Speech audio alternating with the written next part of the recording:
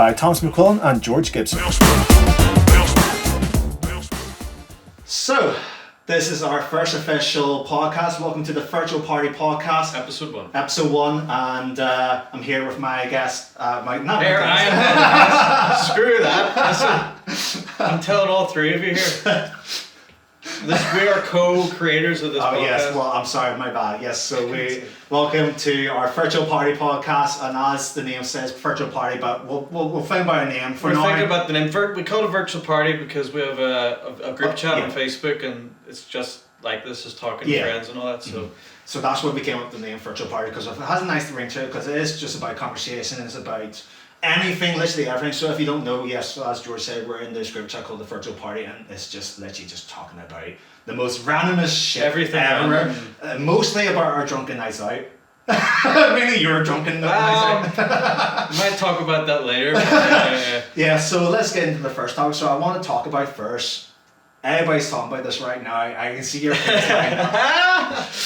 Let's talk about Andrew Tate. Andrew Tate. Okay, so I'm leaving your opinion until last, okay? Because I know what you're going to say. Okay, right. What do you think about Andrew Tate? You know where I stand with Andrew Tate, right? And I think a lot of you are very mixed bias about him. A lot of people out there are like, how can I put this? They do agree with what he says, but I see a lot of people... Maybe not the way he says it. Yes, but not the way he says it, because I see a lot of people out there take it very offensively. I'm one of those people who do kind of side with them where it's quite offensive. Now, I do believe in freedom of speech. I do believe you have the right to say how you feel, but definitely to an extent. There's so much you can say until the point where it becomes very offensive and people get hurt by what you say. Yeah, I mean, but there's do you know where I'm coming from, though? I know where you're coming from, but the thing is, the whole point of freedom of speech is being able to say what you want to say and not be worried of being censored. And we're not even talking about hate speech, which might be another topic in itself. But Andrew Tate is the top G. He's the top G. What do you think, Luke? We'll get you in soon. Yeah, leave Luke out. We'll get him in soon. We'll talk about a few things first. Yes. So back on the topic, Andrew Tate, right? The top G. Where do you actually stand with what he says and about what he believes? What do you stand? Where do you stand? Well, I don't want to be too biased as well, because I'm only seeing the top clips on TikTok and all. I haven't listened and watched this whole hours of his interviews, so I do know some of what he says is a joke, some of what he says he's over exaggerated, and some of it's been twisted, but in general I do agree with what he says, because he's trying to champion men like us, young men, and even younger. He's trying to champion mental health and how young men feel, because he also said this, he said that young men feel lost, we're invisible.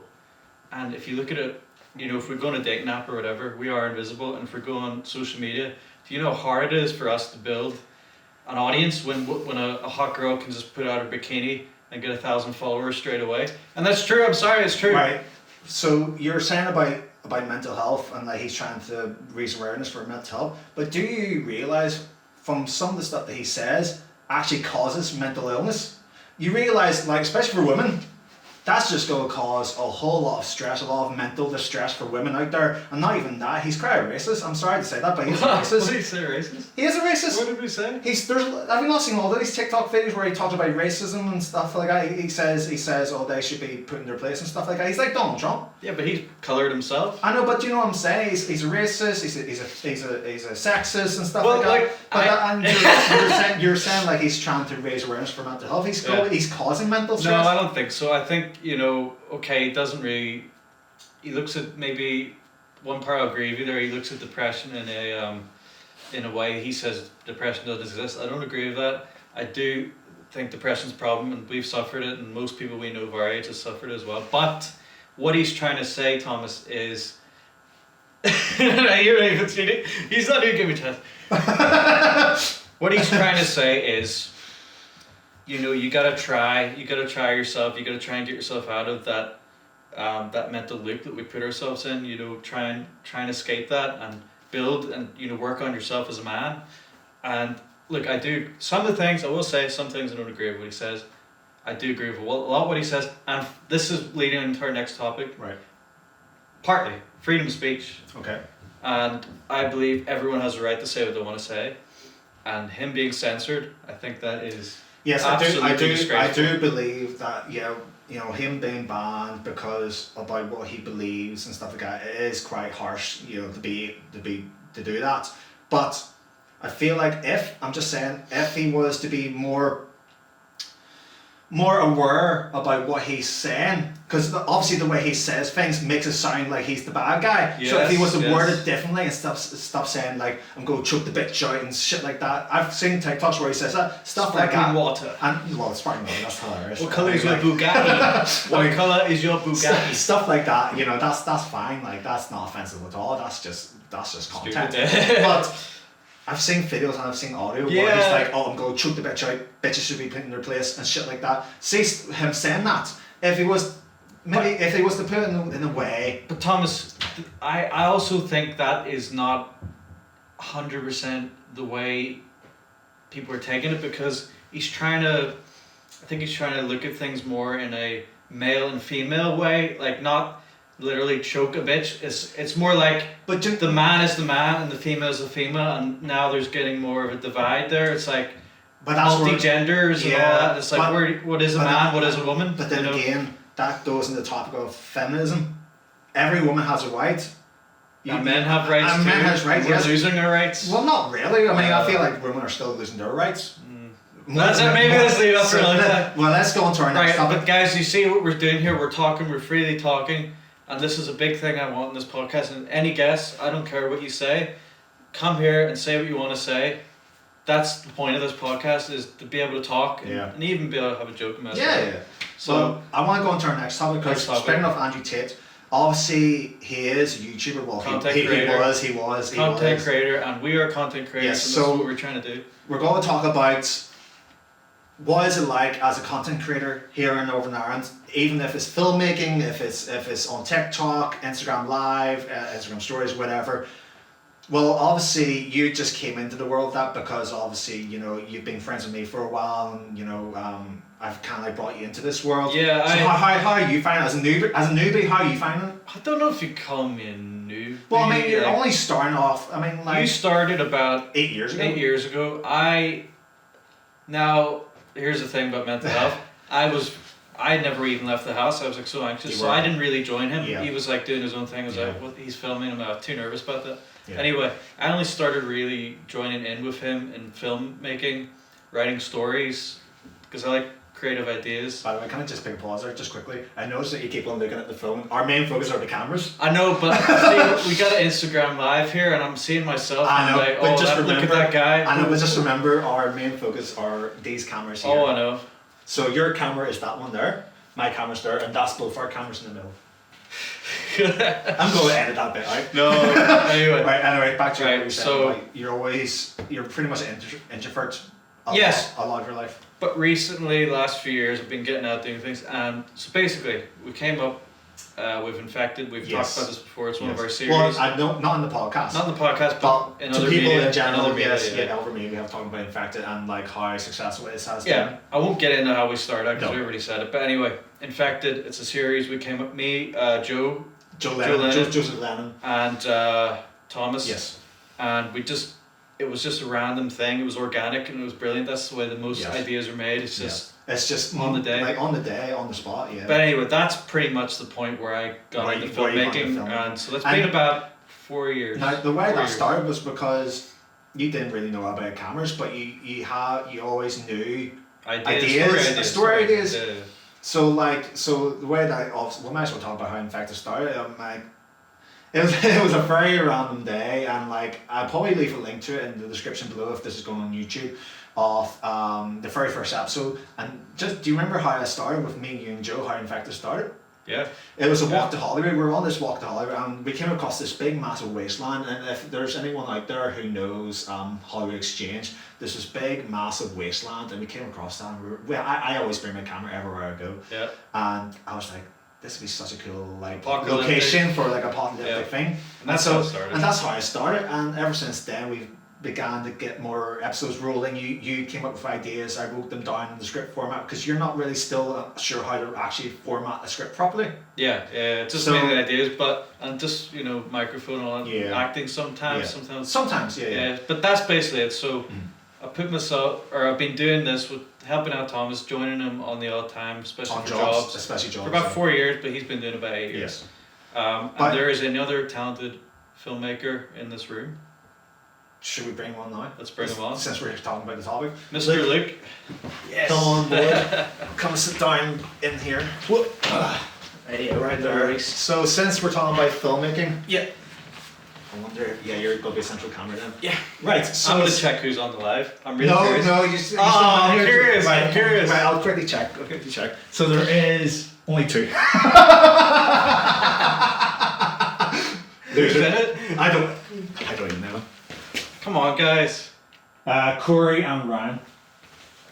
This is a specialised podcast. The best in Belfast, and we only got 2 people. Right, let's talk about filmmaking. So, Luke, Yes. obviously you came from Belfast, mate. Yeah. The same campus as I was in H&D. Yeah. Or did you start at level 3 or did you go immediately into H&D? So I started doing level 3 visual effects because at the time I was doing like editing and like music videos and stuff Yeah. like that. So I was like, you know what, I'll probably just go more to the effects department. But then I did that there, but then I started gradually getting my love for filmmaking back into shape. So you know what, I'll do level 5 in H&D in film, and then now that's what I'm in now. I'm finished my first year, going into my second year. And how many years has that been now for you, like as a creative? How many years have you been Yeah. interested in film? Oh, in film? So Since you were a kid, or? Yeah. Since I was 13 years of age, I was an extra on Game of Thrones. Nice. And ever since I saw like the set, Yeah. like the actors, and even sitting beside Kit Harington and being Yeah. like, he's like sitting there having dinner, and he's like, alright guys, how's it I going? saw Jamie Lannister, that guy. Like, Yeah. it's just He's awesome, it's yeah. such a weird feeling, but I just looking at it, I was like, you know what, I love films, but I love the way they're made. Like, this looks amazing. I Yeah. love the work in this. So ever since 13 to now, which I'm 20, so about 7 years, really interested in doing filmmaking and stuff like that. So Nice. So since we're talking about content creation in Northern Ireland, out of the 3 of us, like, how would you say, is it difficult? Do you feel like it's easy to get content out there, or like is it hard to get like a following? We'll start with you. Like, how do you find it? Do you find it difficult, and like do you feel like it's difficult for you to get a following? And in this country as well. What do you Well, think that's what I about meant, like, yeah, yeah, state of yeah. So I feel like it really depends on how hard you work. To be honest, if you're fully committed to actually getting content out there, it can work. But I feel like because Northern Ireland is such a small country, like you compare Northern Ireland to America, right? America, there's millions of people, way more than Northern Ireland.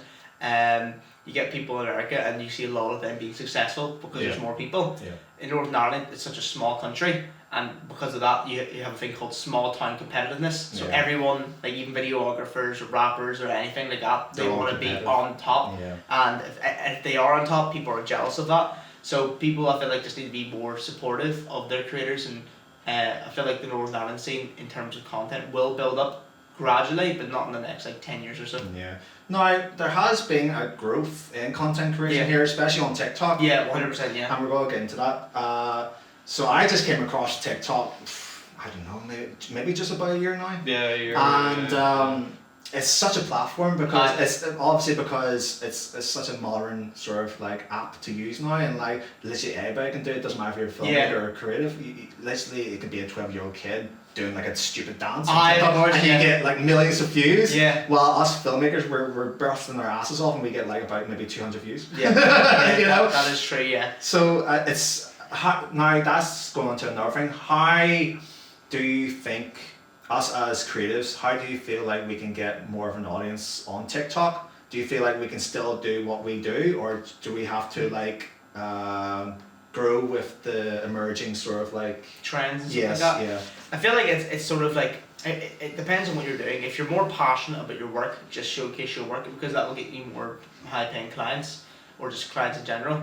But if you're there for viewage and getting a followage and actually becoming more of like an influencer more than an actual filmmaker, then you might as well just do like the stupid shit that Yeah. you usually do, and incorporate your work also into that. yeah, So like that's the thing, like TikTok, people are there to look for like 7 seconds clips. Are not there to watch a short film. Yeah, Do you know what I mean? yeah. So like for example, I learned that the hard way on Instagram. Even on Instagram, I uploaded reels of things I did, and it wasn't really packing a punch within my Instagram. I was like, okay, cool, it's showcasing my work, but it's not really packing a punch. So then I just started dropping images, so like actually just screenshots, because people on Instagram, they're scrolling, they're liking, so they keep on scrolling afterwards. So when I incorporated just doing screenshots, that's all I've ever done since, and the likes and the followers started piping up. And I was like, okay, well now I found a method. I just need to just do that continuously. No, not as much reels anymore. Just to do the highlight or the screenshots. Yeah, the screenshots. Yeah. Now that's another thing. Yeah, I've realised that too. So I've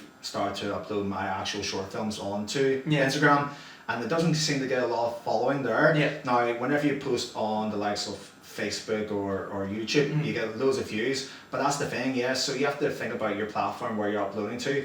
Instagram is more of a photo based thing, so screenshots fine, but I don't see it mainly for video. Exactly. It's definitely an image based, picture based app. 100%. And then like we talked about TikTok, it's more for short based content. But as filmmakers and creators, if we find the perfect way to create short videos and still have our niche, it'll get us loads of views. 100%. And I just feel like I feel like even just going into short films in general is like a niche thing. It's a niche thing to do, but it's something you do to then get higher up and to get into bigger films, the feature films. That's how you start off. You need to showcase your work or what you've worked on. And so it is a very niche thing to do, and not a lot of people will like it or really care about it. You know, when you're going to for example, I have it all the time. I go to my friend or my brother or my mum even and be like, here, look what I did. I did the shot, I did this lighting and all. They don't care. No, they don't. They don't care. They're just like, oh, that looks cool. That looks like a film. They just try and make you feel. But like, you obviously know the technical aspect of it. And you know what you put into the shot, the composition, the lighting, the audio, just everything. They don't understand that, which is completely fine. So as long as an audience can look at that and be like, you know, that looks really good. And they can understand the story of it. That's all I care about, to be honest. I have a question for both of you. Okay. How far do you want to get in this industry? Are we talking Oscar level? No, it depends, because obviously, so we're both filmmakers, but as a job, I'm obviously a videographer. So a lot of my day-to-day stuff is creating content for brands and businesses. So I haven't had really a lot of time to be making short films. I love to make short films, and like even my recent short film, My Hero, which is still coming out by the way, it's just that I've never had the time to finish it. And it's because I've been so busy, and not even that, obviously with everything it falls over our money, and if you don't have that money, what can you do? Exactly. But if we're talking about like how high of a level we want to get to, I've always wanted to win an Oscar, and like I feel like I can't get to that stage. But it's just the way that these days are going with me personally. It's like I just don't have the time to make short films. If I had every single day, if I was able to earn money by making short films for a living, I would love that. But obviously, and we're all running out of money as well. The prices and all that stuff. You know. The inflation happening right now. How about you? For myself, I feel like I do really want to get high in the industry. I do want to like get somewhere into like a big, like, you know, conglomerate, even company like BBC, it could even be Netflix even. So it's just something I got there to be able to work on. Morally, my dream sort of this would be to want to work on or work with Universal. I would love to work with Universal, but obviously that's very hard because you know, you have to like really build yourself up. You have lots and lots of experience, which is fine. But that comes with filmmaking. You know, you can be a young filmmaker and be successful, but it takes a couple of years to actually, like, for example, if you want to be a director, you couldn't be a director by the time you were 20 unless you're like very, very good and you get a really great opportunity. But most of the time it takes you like until you're like at least 30 odd or 40 odd that you like actually. There was a director who's out there. I can't remember his name. Who was it? But we must know him. But I read about it and I was like, the guy only started when in his 50s, 60s.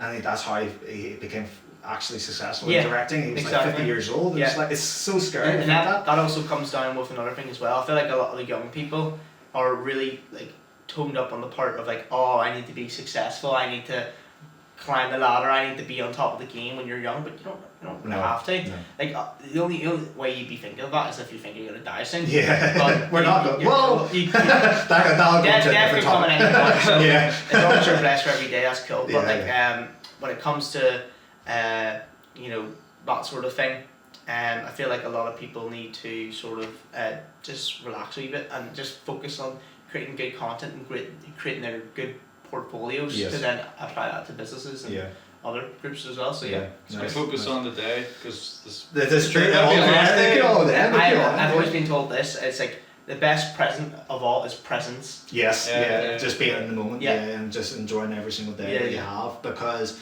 that actually is a good segue into the next conversation, because I was going to talk about, obviously, this topic, current affairs. I know it hasn't been brought up a lot, but obviously there's still war happening in Ukraine, and obviously, George, you have family over there, don't you? Yeah, I got my aunt there, and my uncle, and I've got my cousin there as well. Yeah. And I think my cousin might be on the front line soon, not just yet, but soon, because the conflict hasn't reached the area they're in. But basically, my aunt and my uncle did escape with their lives. They were nearly shot down by helicopters and all that. Like, they were just hovering right above their flat. So I thought that was it. I thought I was never going to see them again. So That's scary. Like, imagine if you saw a helicopter outside this window right now. Like, I'd be shitting the brick. I'll be like, you know what, take them, I'm gonna get out of here. That's just like that whole conflict with Ukraine and Russia. Like, it's been going on for ages now, hasn't it? Yeah, oh yeah. That's madness. The fact that I'm sitting here thinking, it could be resolved, but it hasn't even resolved yet. No, it's still going That's on. bad, yeah. But it's the that's fact crazy. that it's like, because it's been so long since it's been on, no one talks about it anymore. But it's still happening, I think we're on the brink of World War III. To be honest, like, I agree with you, George, because, like, not even that, there was this thing that I read or heard that there might be a conflict between is it America and China? China's Is it America and China or something like that? Where it's like it's like the nuclear warheads or something like that. It was something like that. Yeah. Like, I feel like it's just there has to be like an occurrence. Like, if there's an occurrence that affects all countries, like, let's say, like, like, I don't know, Russia or something, like, killed, what do you call it, Zelensky, isn't it? What do you call the guy? Zelensky, yeah. Like, let's say they killed Zelensky, Yeah. or just something mad that happens. Yeah. I think that would go Oh, yeah. totes up Yeah, the wall, yeah. and then we would start, and then you get countries who you're partnered with Russia, then Yeah. defending them, and then it turns into World War III. I don't think it. I feel like we are at a point in time where it could not happen, but I do definitely believe there is a war happening that will happen very, very soon. Yeah. Not like within the next. Maybe a year. It It could could be be in a honestly, year, like, honestly, within the yeah. next, like, 10-ish years. Yeah. I'd say there could be another world war. I just don't know where that leaves us as a country, Yes, to be as honest. a country, yeah. Yeah. And that's another thing, us as a country, this is going to be very controversial for all of this, right? There's always that thing in the back of your head. Will Northern Ireland join United Ireland? United Ireland. Because that's always been something that's been talked about recently, especially here in Northern Ireland, because obviously there's this whole thing with Champagne, DUP, and who's running Stormont and all that shit. And everybody's talking about Wait, it. before we get into that, I gotta say, Okay. if there was a world war that broke out, Yes. okay, this is for both of you, Okay. Are you talking about whose side are we going? No, nothing like that, Okay, so world war breaks out. Yeah. Yeah. Obviously, one of the first policies they would put out is conscription. Okay. Yeah. Here we go. Would you join if you were made to? They're like, okay, it's time to fight for your country. Would you join? Personally, I wouldn't, because I don't agree with war. And if I had to defend myself, I would, but I wouldn't want to join. See, that's difficult. Well, That's a difficult choice, because I mean, if you were made to fight, I'd be you. Like, I wouldn't want. If I was forced to, I wouldn't. look at Muhammad Ali, sent to prison I know. because he was a conscientious yeah. objector. Look, I don't agree to it. I'm afraid of death, and like I'm terrified. Sometimes I don't sleep because like Yeah. I have fears of like death and dying and stuff Yeah. like that. So going to fight where I'm pretty much gonna die, that's a hell, that's a thing though. But I'm one of those people who are like, I care about freedom, and I care about other people's lives, and like all I can think about is like, maybe say for example war does break out 10 years down the line, and my family are like old, and like knowing that there might be a threat coming over to pretty much kill everybody, my conscience would not like that. I would be like, I want to get out there and protect my family. Yeah. So that's where I'm like yeah. kind of like divided. It's a tough one. I mean, it is a tough one, but the thing is, you also have to look at it this way, that it's the big leaders, it's our big bosses, you know, the ones who own the world. They're the ones who, they're not getting involved. They just want their peasants. They want us. Yeah. You know, they want the lower people, the lower class people to fight the war for them, and all war is corrupt. Every side, I don't know if there's genuinely a good side in war, because every side, they've done their bad. You know, like growing up here, what did you hear in school? That America were the heroes. Yeah. Were the heroes, but you see how many people they killed, innocents they killed. You that's know, true. Yeah. It's a tough one, but yeah, but like, how you obviously so you. I would said, probably you just say go. no. I'd probably run away. Yeah, and you'd go to probably another run. What would country. you? You know. I wouldn't want to be involved in it at all, to be honest. Just solely because of like history and like how even people like with PTSD and stuff like that there, like how you can come out of that scene, like people you make friends with on the way dying of disaster, and you have the chance of dying as well. You don't even know what, everyone could think it's gunfire, but it could be a bomb, it could be gas, it could be anything that you just die to. You could even die to exhaustion or even diseases. You know, like transfit, was it? Transfit something like that that happened to you. So you know what I mean, like it just increases your chances of dying, and I'm not in any position to die soon. Like, so we all agree, like we would pretty much chicken out and be like, hell no. It's just rational. You look in the past, I'm sure your ancestors, some of them were involved in the world wars. And Thomas's that's right. Uncle Francie. Yeah, so he was involved. I have the last ever postcard that he wrote to his wife. Okay. Back in World War One, and the last things he said before he died by a bomb in the trench was that I'll see you at Christmas. And it's sad to think that was his last ever card he sent to his wife. Yeah. And like, imagine if I touch wood, I don't think there's no way to touch wood, if I get married in the future, and like I'm out there fighting the war, I don't want to be separated from my wife and not knowing like if I'm going to die or not. You know, that's petrifying. Yeah, 100%. That's absolutely petrifying. I feel like here's the thing. Like I feel like everyone always seeks peace. Yeah. Like everyone wants peace, but see, to be honest, like in my opinion, like you'll never ever find peace. No. Peace will never. It's like because of sin. Yeah, that's another thing. But sin. That's for another episode. That's for another episode. It's a true statement, because there'll just never be peace. Like everyone wants it, but there'll never be it. Everyone's just too evil. Yeah. Like everyone always has evil in their hearts. Like so, everyone is always going to be seeking peace, but never actually going to be able to get it, just because of how the world is. Yeah. I have a photo of that is my grandfather. Wow. My mom's dad. And he was I'm going to show it to the camera. No, just hold it up. Sit down, and then just hold it up, because I'll crop in. Right. Okay. I'll crop in. So just hold up to your camera there. Okay. That's my granddad there. I can't even think of his name. What's his name now? Complicated Ukrainian. Anyway, he was in a Nazi camp. Yeah. I believe, and he was starved. You know, at a young age. He was very young. He was about 17 or 18, so he was starved, working on the farm. You know, and he never really recovered mentally from that. You know, so we've all had that. You know, we think of our ancestors and we think we don't want to go through this. No, you know? Yeah. So I'm going to change the topic to a lighter note. Yes. No, this is how we finish. Yeah. No. The lighter notes. Yes, to the lighter notes. George. Oh God. When was the last time you went to Limelight? So,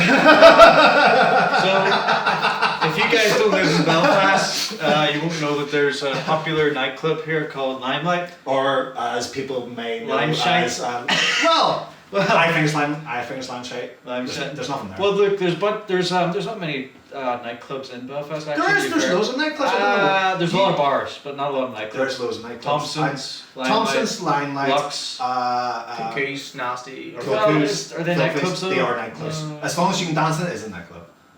Think about it. Yes. So yeah. Are we discussing the definition of a nightclub? No, right. So what I wanted to say is we're going to be talking about. Well, you don't have to be a part of this, because you're the only one who's in the relationship. He's a guest. He has to say about this. Oh, okay. Thomas, would you like to start with your worst drunken experience? Oh shit. Okay. I'm sorry, parents, if you're watching this. Oh, My worst drunken experience. The thing that comes to the top of my head has to be. It's not the finger. It is the finger. I'm going to talk about it anyway because that's the most embarrassing thing I've done. Right, so we were in Filthies. If anybody knows what Filthies is, Filthies. It's very filthy. Who was it? It was me, you, And Jonathan Boyd. but was it not someone else? Was it not someone else? No, me, you, and Johnny. Yeah? That's it, yeah. Okay. Luke So- was there as well. Well, yeah. So it was the three of us, and we went to Filthies, and I was like, I was pretty much shit faced, wasn't I? I was pretty much shit faced. A little drunk. Yeah. At least. No, I hardly remember. But he's that. always drunk. I hardly remember that now. Anyway, so we were there, He's a lightweight. and of course, me and George were both single. We were trying to mingle, and we come across this group. Well, I come across this group of girls, don't I? Yeah, it's they're- just me. They're quite They're quite all flirty, but they no, were on some They kind were of on substance. drugs. You could see They their were eyes. on drugs. They were on drugs.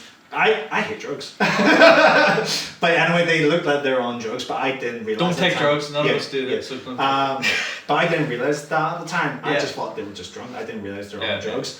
And these two girls, my beard, by the way, was longer by this time. So these girls, they must love beards because they were doing this to me. Like, oh yeah, like they were doing that. So I was trying to do a flirty thing, doing this. Ooh. Now don't pick up don't listen to Thomas's pickup lines or anything, it won't work. So It never works. But anyway, so I was doing that, and then she started to do it back to me. She was like, ooh, I was checking, you know, like whenever you do, arr, arr. I accidentally bit her finger, and she screamed, and she ran away. Now, let me defend Thomas. I'm actually gonna defend him. No. I'm actually gonna defend him because I will say. She was on drugs. No. But I will say earlier in the night, I was saying to Thomas we should slap their ass and bite their ass. So I will take a bit of blame because I think subconsciously he thought I need to bite this woman. I'm just going to censor that bit there. No, you're not. This is I'm censoring this. No. Shit. No sense. So me and Johnny were we were subconsciously saying about, you know, biting women and all that, and having a bet like, if you go and bite that woman's ass, I'll pay you. Anyway, I think Thomas subconsciously took that and he was like, I need to bite this woman. So he goes and bites her finger, but it wasn't that hard. No, I didn't even think about that. To be honest, I was just. Do you know how I'm the most kind of like cheesy romantic guy in the world because that was another thing. Well, I'll get to that in a second. I was going to talk about the hand thing, but I'll go back in a sec. You know what I'm on about the hand thing in Thompson's. Oh, no, I'll talk about it in a second. That's not about your worst night. Your worst night was when you're talking- pissed, and me and my dad had to drag him into my dad's car and bring him home, and his mom was Oh, there then, as well. well then, speaking of drunken nights, do you want me to tell me about Bangor? No, you go first. Oh, okay. So I bit her finger, and her brother came over and said, "Oh, did you bite my sister's finger?" And I was like, "I didn't mean to. It was a mistake." And he was definitely like a rugby player. He was built like a tank. I was about to get my shit kicked out. But thankfully, he was just like, "Right, okay," and they just walked off. Yeah. But I want to talk about the hand because, like, as I said before, I am a very cheesy, romantic guy. This is the worst. And I chose the worst spots in the entire world to be doing this method, right? The drug haven of Thompson. So we're in Thompson. I think it was me. It was just me and you. Yeah, just me. Yeah, and we went to Thompson's, and Thompson's garage. I wrote 2 words. Yep. No, I wrote 2 stuff on my hand. So one of them was, "Would you go out with me?" Mm-hmm. And then I had to do that to the girl, and she had to choose which hand. So one hand would say yes, one hand would say no. Okay. That's good. That's good. And some of them did press yes, and then realized that I said yes. They're like, "Oh shit," and then just walked away. And he was pissed. He was very fair pissed. enough. Well, Yeah. Okay, do you want me to go? Or No, I want Am I the finale or? No, I'm going to talk about your experience in Bangor because I know every single detail. You don't because I don't because I was gone. Yeah. So it was me, you, and Tyler. Don't make up anything. I know. I'm not. It was my. So it was me, George, and Tyler. We're in Bangor. If you don't know where Bangor is, it's in Northern Ireland. It's a nice seaside town. Anyway, so we were there. We're having a few drinks.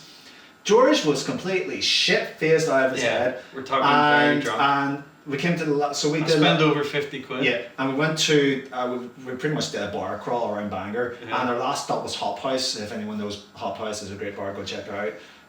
But anyway, we got there, And George being George, he tries to flirt with things. Every single girl that he sees. The thing is, I was so drunk that it wasn't much of a flirt. It was like, "Where's the bitches, Thomas?" And I was saying it the loudest I could, and there was women sitting next to me, and I felt bad. I was like, "Where's the bitches, Thomas?" And I was like so pissed.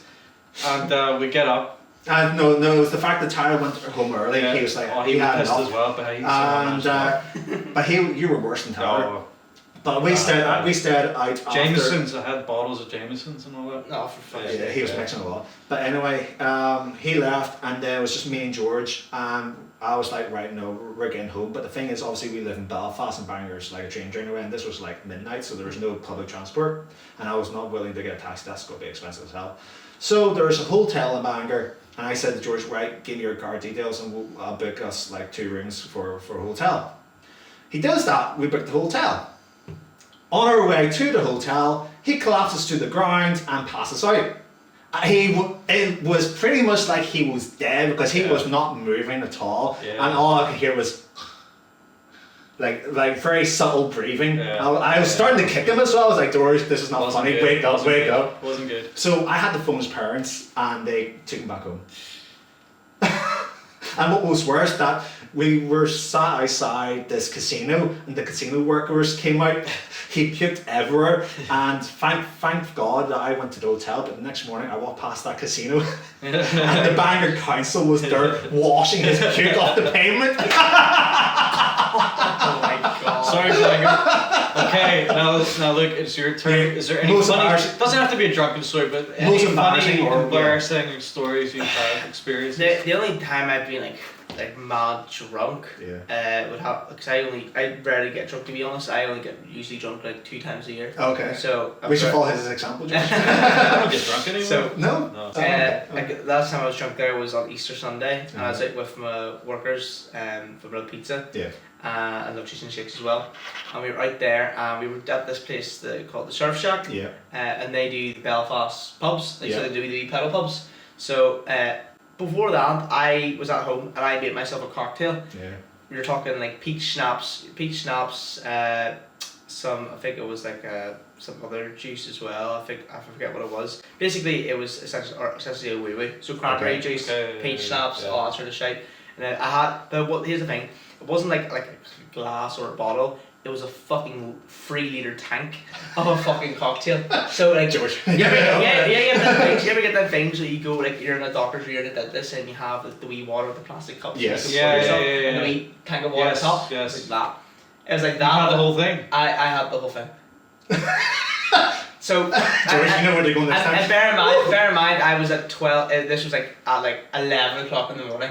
And I keep drinking and drinking and drinking. Nobody else is drinking. Everyone's waiting until I get the pedal pup to start drinking. And I'm drinking and drinking. By the time I'm already on the pedal pup, I'm already out of it. And I'm like, holy fuck! Did you pass out or were you just tipsy? I almost passed out. So you were very pissed. So no, but here's the thing. Like I was working really like hard on the thing on the pedal. Pedals, When I get here, like really hard, I was like speaking like fucking. Everyone's like, oh look going on and that there. Like all the people that were walking by, I was like. Yeah, and they're just like a granny with her wee like pram on. I go, you fucking love it, and stuff like that there. And I just kept saying it. Every time I saw a person that looked at me and cheered on, I go, you love it, and after that there, they did this thing where they're even like a suck. Like basically, when you're doing that, it's bumpy and all. Yeah. And if you have your drink out in a cup and it spills out.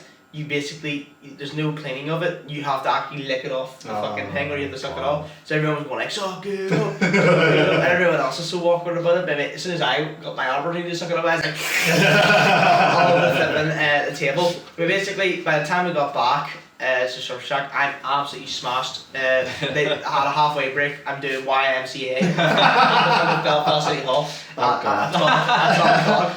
And then after that, we're back at the Surf Shack again. And then when we're at the Surf Shack, I'm absolutely out of it. I'm just walking everywhere. And then what happens is I start mixing my drinks. Oh shit! So I had like this cocktail slush thing. Yeah. One of my workers gave it to me. And I was like, no, listen, don't be giving any more alcohol. No, I've had too much. Like out there. And then she was like, no, look, you're getting more. What's the Belfast way?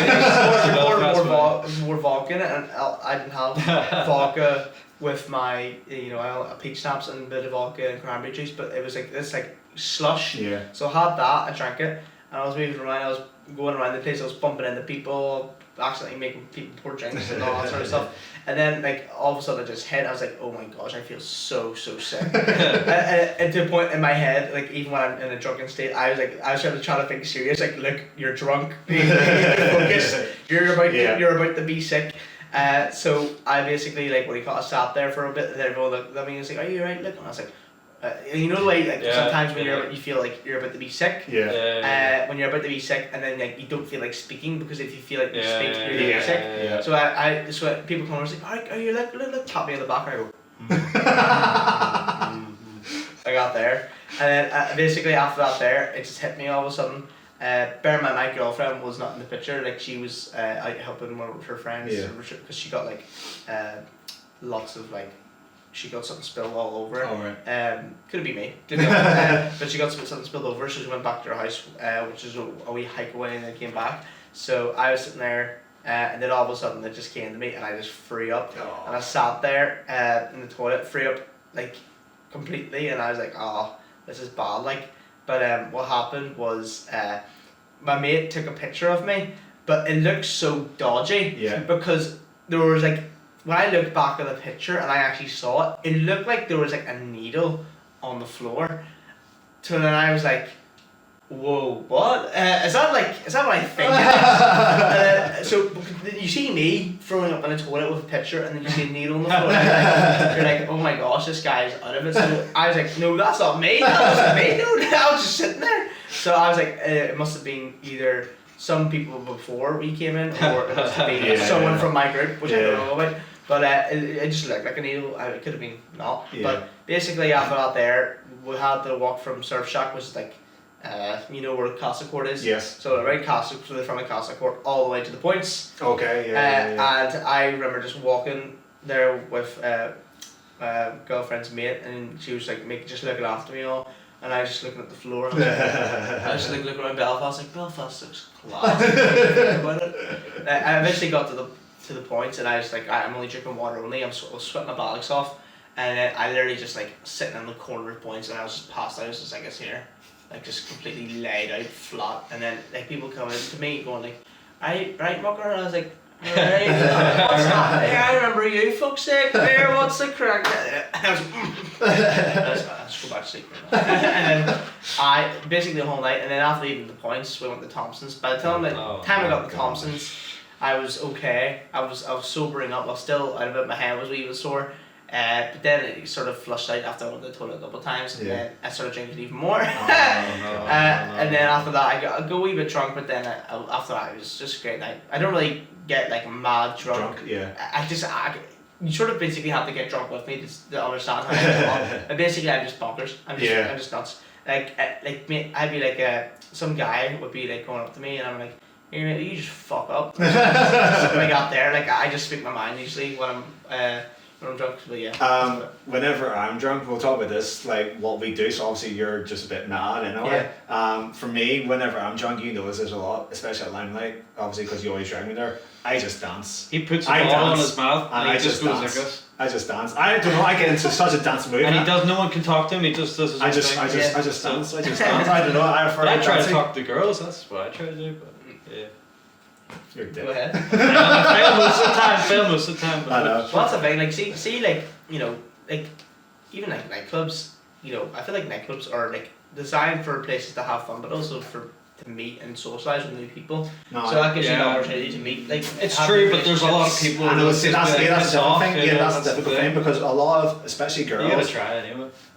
It's difficult because a lot of girls who judgmental. They go to nightclubs, right, to get away from all of that, to have fun, and then there's people like you, not so me, but you, who would try to intervene into that and try and hook up with them, and whenever they don't want to hook up, they just want to have fun. That's why I would just stick with these dating apps. I know it sucks, but like that's what it's made there for. Well, this is gonna get into another topic. Okay, here we go. I absolutely hate dating apps. I know, I hate them too. Like honestly, I don't get anything on them anymore. I think this is one thing I've always believed in. Right, one thing I believe in a lot is don't chase love, let love chase you. That's what I believe in too. That's so what I believe in. like you will never like if you constantly chase love. Yeah. I honestly don't think that is really love you're chasing. Yeah. It's more like just you're just looking for sex. You're more lustful. Yeah. So I feel like it depends. I cannot. So some people or some men might want to have a really deep, meaningful relationship with a woman, and that's completely fine. It just depends on the circumstances. Yeah, no, that's me. I believe in that. Yeah, but that's the thing though. Like, with me, I just think that like apps and stuff like that, they're not designed. Like, they don't get me wrong. I could like a lot of people could be having a very good experience on dating apps, and they could have the love of their lives and be married and have a relationship, and that's fine. For me though, in my experience, I wasn't even looking for a girlfriend at the time, and I met my girlfriend. Yeah. Like it just happens. It's so mad how we even met, because we actually met online on a game called VR Chat. Nice. And I joined a world, Japanese world, at the exact time, an exact day, an exact date. And if she didn't join that world at that exact date, I would have never met her. Yeah. Like, that's how mad it is. I appreciate what you guys are saying about, things happen when you don't look for it. But, this is another part with difficulties of being a man. And it's the fact that if you're not, actively trying to talk to a woman, it is very rare that they're going to approach you. But would you rather have something real or fake? Because the more you look for it, then it might be fake. Yeah, but that could happen anytime, I honestly think it should happen like in a natural sense. Like, I feel like, for example... But people these days are online all the time, and they won't go up and talk to you. Like, I try and go up to talk to random people on the street or whatever, but it's rare for people our age to just go, have a natural interaction, because people are on their phone, they're in their own world, Well, of course, that shows though, it shows where people's priorities are. Like, you need to meet someone that matches your priorities. Like, let's say you meet someone and you look like a nice girl, and they look like lovely and all, and you try to conversate with them, but they're mostly on their phone, and you don't want that, and that's not the person for you. What you do is you communicate, or you have communicated, because I think that's number one. Like, in any relationship at all, it's about communication. It's always like that's number one over everything. Communication and listening is always important. Yeah, like always just like being there and always listening, and also being able to. That's one thing as well. I think it's like a lot of what happens and like with relationships after 3 years usually is the average. I think like, relationships tear apart. I'm only going to the 5th of September. Here's me and my girlfriend's second year. Oh, nice. So we're almost getting the 3 years, and we've talked about it, usually couples end up after 3 years and stuff like that. About the future and stuff. And then we were like, wow, we're gonna break that concept. But basically, it's more just about when you're talking, but you're not actually speaking your mind. Yes. You're not actually saying what is on your mind to women, and the reason why people or men feel like they don't do that is because it makes them, or they feel like it's vulnerable. Yeah. It makes them feel like they're not a man, or they're not talking about that sort of stuff. And I think people should. You should always talk to your second person about anything. Yeah. It shouldn't be held back, and usually that's how even marriages end. It's a build up over time. They never apologize at all for anything, and then to the point where it's this boiling point where they just can't enough of each other. They can't move on. They can't progress forward. So then they just go find someone else. Yeah. But that's usually it. I usually say love does have a way of finding people. It does hit. It is in everyone's heart, but I feel like if you just overseek it too much, because in my head when I was going out and I was trying to, like I remember when I was even a wee kid and I was going like all male XXX, like, who looks a male, you're not really looking for a relationship at that time. You're like, all your friends are like, oh, I've had sex and I think sex is class, felt so good, and you're like, oh, I want it as well, so I'm gonna go male and all that there. But I feel like you need to find someone that has their priorities straight, who's mature, who understands what they want in life. So also like independency as well. Yes. I think it's really important for women to have. Not even that, in a relationship, you both need to have independencies, but also be able to find a middle ground. Yeah. And that's what is, or what I believe is needed. We are mature gentlemen. Well, yes.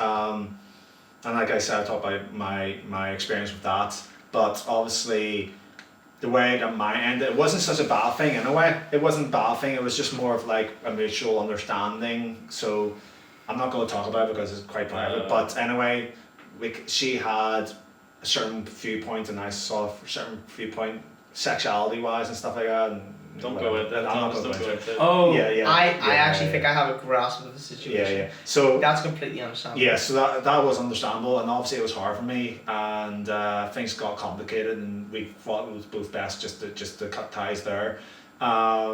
But so it's like I don't have that obviously experience about like an actual really difficult breakup, because obviously that was more of like a mutual thing. So yeah, so it's kind of like hard because it's also like an anxious thing, because like, so obviously what I've went through, it's like I have that mindset, it's like every single girl now that I'm going to talk to is going to be like that now. You know, it's like you don't know. Well, that's the thing. A lot of like if I really or with girls, don't deal with people who are problem makers. Like that's one thing as well. Like if a girl could be, I feel like mental abuse. He's smirking because he can wait. I feel like mental abuse, like it can happen from both women and men, and especially like one thing that's definitely like affected not me with my girlfriend or anything, but just affected some people who I know, like gaslighting. Like gaslighting is do you know the term? Or? Yeah, gaslighting. So like gaslighting is it's like a big thing, and it happens in relationships quite a bit, and people don't know it, so they kind of need to identify that. And there's person times where even I done it, like subconsciously, or like I didn't even think about it. So I had to address that to myself and be like, oh right, I need to set myself straight and actually be able to like the fact that you were able to notice it, or if you're able to understand it, identify it, what you're being, then that's a good thing. If you don't know what you're being, that's not a really good thing. So let's say you're a narcissist, right? If you know you're a narcissist, that's a good thing. If you don't know you're a narcissist, you're a narcissist. That's basically it. So it's like if you're a sexist, then you're a sexist. Hold on now. Controversial. Right. He's trying to set his point straight. I don't like the word feminist, but I am like a feminist. Really? Yeah. So what was that whole thing you just said? I'm going to play it back. Oh, just that one on the ass, Thomas. I know, but some women like it rough, you know, and you get... Not every single woman. Well, so it depends on role play. No. If you're talking like slapping the ass, that's only all for the bedroom. And only after the consent. You need to treat them with respect and consent, and you need to be humbled and have that. But if they want it, yes, of course. Like if they're gonna be like all flirty and all, but they're not like, you know, it doesn't mean slapping the ass. If they want can you slap me on the ass or okay, cool. But like I just don't think you should do it at all until you get to the bedroom or until you get to a good stage. Yes. Not straight away. Hey, I don't do that though. Yeah. I am a gentleman. Speaking are we gonna end this up or we're going to end this up? Before it gets I just want to talk about feminism. Okay. No, let's end this up here. So we might as well just end this now because we talked about a lot. I think this is pretty much like an hour. Has it been an hour? Ooh, we started at like 4 now? Yeah, that's about an hour. So guys, thanks very much for watching this very first podcast, and thank you very much for Luke for coming on board. So like me and George said, we're going to pretty much talk about anything on this podcast, and like if you want to talk about something specific, you can message one of us. We'll bring on to the podcast. We can literally just talk about anything. That's what it's all here for. That's why it's called virtual party. You can say whatever you want. It's a party of, and we won't civilized. Say what you want, and that's it. Yes. There you go. So guys, thanks very much for watching and for listening, and we'll see you next time. Hosted by Thomas McCullen and George Gibson.